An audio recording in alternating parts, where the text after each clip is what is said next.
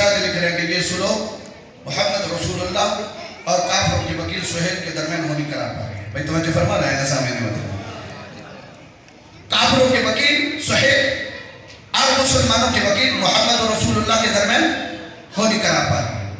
جب یہ سہیل نے پڑھا نا کہ لکھا جا رہا ہے کہ سلو محمد رسول اللہ اور کافروں کے وکیل سہیل کے درمیان ہونے قرار پا رہی ہے، کھڑا ہو گیا. کھڑا ہو کر کہتے کہ یا رسول اللہ، اے محمد، جب ہم آپ کو رسول اللہ مانتے ہی نہیں ہیں. بھئی آپ نے توجہ فرمائی ہے صاحب مطلب کہا جب ہم آپ کو محمد رسول اللہ مانتے ہی نہیں ہیں تو پھر محمد رسول اللہ لکھنے کا مقصد کیا ہے؟ تو رسول خدا نے فرمایا یا علی، محمد رسول اللہ کاٹ کر لکھو محمد ابن عبداللہ. نا انکار کرنے والے نے قلم مصطفیٰ کے قدموں میں رکھ کر کہا یا رسول اللہ، آپ ہیں مدعی رسالت، میں ہوں گواہ رسالت. میں توجہ چاہ رہا ہوں کہ آپ کی دعا لینے کے لیے تو آپ کی زحمت کو تمام کر رہا ہوں. آپ ہیں مدعی رسالت، میں ہوں گواہ رسالت. مولا نے فرمایا یا رسول اللہ، مدعی جب چاہے جس وقت چاہے اپنے دعوے کو واپس لے سکتا ہے، لیکن گواہ گواہی دے کے نہیں بھیج سکتا.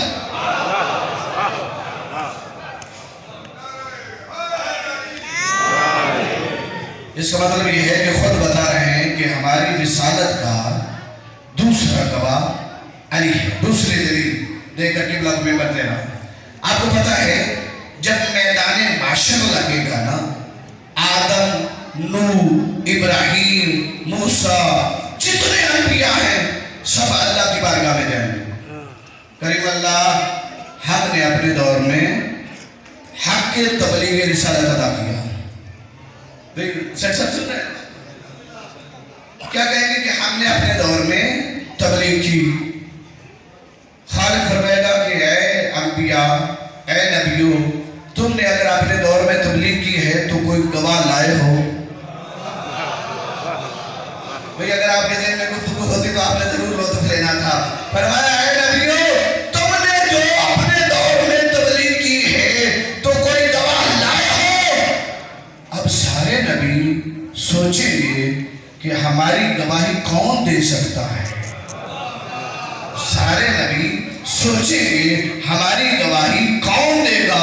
وہ گواہی دے گا جس نے ہمارے دور کو دیکھا ہو. اب سارے نبی آئیں گے مصطفیٰ کی بارگاہ میں کہ یا رسول اللہ، اللہ نے مانگا ہے گواہ.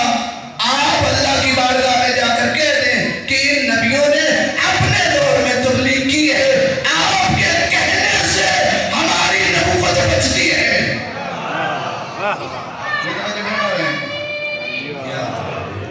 آپ جا کے اللہ کی بارگاہ میں کہہ دیں کہ ان نبیوں نے اپنے دور میں تبلیغ کی ہے. اب سنو گے جملہ؟ فرمایا این این حمزہ، این این جعفر الطیار. جعفر الطیار حاضر. لبیک یا رسول اللہ. حمزہ لبیک یا رسول اللہ. حاضر ہیں ہم. رسول خدا کہیں گے حمزہ، جعفر الطیار، جاؤ اللہ کی بارگاہ میں جا کے کہہ دو کہ اے کریم اللہ، ہم محمد کی طرف سے نمائندے بن کے آئے ہیں. محمد مصطفیٰ کہہ رہے ہیں ان نبیوں نے اپنے دور میں تبلیغ کی ہے اور ہم ہیں گواہ. میں توجہ چاہ رہا ہوں ان نبی یا علی تیرے چاہنے والے خیر. حمزہ جائیں گے اللہ کی بارگاہ میں، جعفر الطیار جائیں گے، کہیں گے کریم اللہ ان نبیوں نے اپنے دور میں تبلیغ کی اور ہم ہیں گواہ. محمد مصطفیٰ کی طرف سے ہم نمائندہ بن کے آئے ہیں کہ محمد مصطفیٰ کہہ رہے ہیں کہ انہوں نے اپنے دور میں تبلیغ کی. آپ زحمت کو تمام کر رہا ہوں اور توجہ کا طالب ہوں. یا رسول اللہ، خیبر میں ضرورت پڑی. میں نے آپ نے توجہ نہیں فرمائی. یا رسول اللہ، خیبر میں ضرورت پڑی. آپ نے علی کو بلایا. خندق میں ضرورت پڑی. آپ نے علی کو بلایا.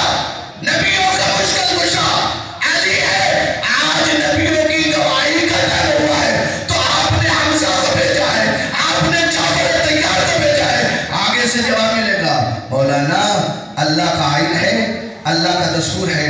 جب نبی جاتے ہیں اللہ مانگتا ہے گواہ. میں توجہ چاہ رہا ہوں، جب اللہ کی بارگاہ میں نبی جاتے ہیں اللہ مانگتا ہے گواہ، اب میں بھی جاؤں گی اللہ کی بارگاہ میں، اللہ مجھ سے گواہ مانگے گا۔ اب میں جاؤں گا اللہ کی بارگاہ میں، اللہ مجھ سے گواہ مانگے گا۔ میری طرف سے تو حمزہ نے گواہی دے دی، میری طرف سے جعفر طیار نے گواہی دے دی، اب جب میں جاؤں گا اللہ کی بارگاہ میں اللہ مجھ سے مانگے گا گواہ، سوائے علی کے کون ہے؟ سوائے علی کے کون ہے جو گواہی دے؟ کیوں؟ اس لیے کہ جب سے میں ہوں تب سے علی ہے۔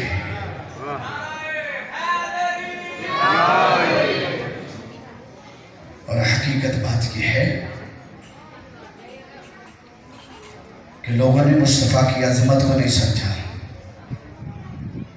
آپ کو پتا ہے ہر مجلس میں یہ کہتا ہوں کہ اگر لوگ مصطفیٰ کی عظمت کو سمجھ جاتے تو سیدہ کو دربار میں نہ آنا پڑتا۔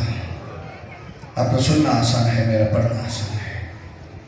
پھر میں کہہ رہا ہوں کہ اگر مصطفیٰ کی لوگ عظمت کو سمجھ جاتے تو امام حسین کو حج کے احرام کو عمرے میں تبدیل کر کے خانہ کعبہ کی حرمت کو بچا کر نہ نکلنا پڑتا۔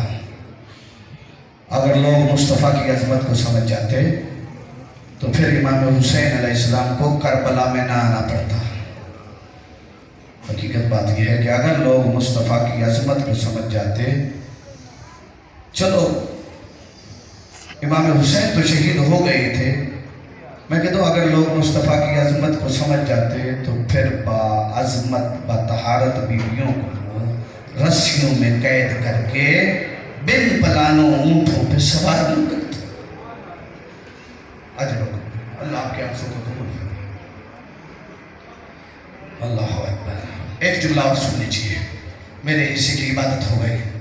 میں کہہ رہا ہوں اگر لوگ مصطفیٰ کو سمجھ جاتے تو سیدوں کو وہ قید خانہ نہ ملتا جس کی چھاتی نہیں تھی۔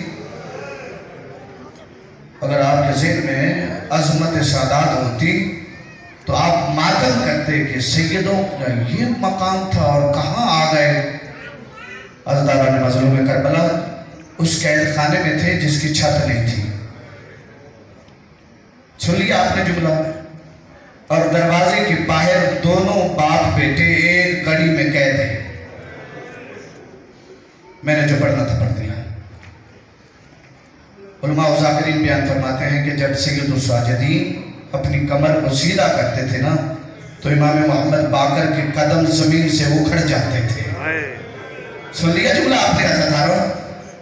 ایک ہی کڑی میں قید ہیں اور یہ پہلے قید خانہ بھی نہیں تھا، اس میں بردوں کی خرید و فروخت ہوتا تھی۔ مجھے معاف کر دینا جو سید بیٹھے ہوئے ہیں، آپ سے معافی مانگ کے ایک جملہ کہہ رہا ہوں۔ جب اس قید خانے کے باہر دونوں معصوم باپ بیٹا بیٹھے ہوئے ہیں نا، ایک گھوڑے سوار آ کر امام سجاد سے کہتا ہے کہ اے ضعیف، اس بچے کو بیچنا چاہتا ہے؟ میں نے ضعیف کہا، آپ کی ہائے نکلی، اللہ آپ کی ہائے کو قبول فرمائے۔ رب اکبر کی قسم، آزاداروں سجاد ضعیف نہیں تھے۔ پوچھو مجھ سے مولانا کیسے ضعیف ہو گیا؟ جب امام سے کسی نے کہا تھا مولا یہ شہادت تو آپ کا ورثہ ہے، امام نے فرمایا تو نے انصاف سے کام نہیں لیا، شہادت اگرچہ ہمارا ورثہ ہے لیکن ماؤں بہنوں کے ساتھ کبھی کسی بازار، کبھی کسی دربار اور کبھی کسی بازار میں جانا تو ہمارا ورثہ نہیں ہے۔ حضرت مولا آپ کے انصر کو قبول فرمائے۔ عزاداروں گھوڑے سوار کیا کہتا ہے کہ اے ضعیف، اے بوڑھے، اس بچے کو بیچنا چاہتا ہے۔ عزاداروں ایک مرتبہ امام نے اس گھوڑے سوار کو دیکھا، پھر آپ نے معصوم لفظ دیا، امام معصوم بیٹا امام محمد باقر کو دیکھا۔ عزاداروں 3-4 مرتبہ امام نے یہ عمل کو دہرایا۔ سنو گے جملہ؟ چھوٹا بچہ اپنے ہاتھ کو جوڑ کر کہتے ہیں بابا مجھے بیچ ڈالے۔ فرمایا بابا مجھے بیچ ڈالے۔ عزاداروں امام فرماتے ہیں بیٹا باقر تمہیں بیچ کر پیسوں کو میں کیا کروں گا؟ اور جس کا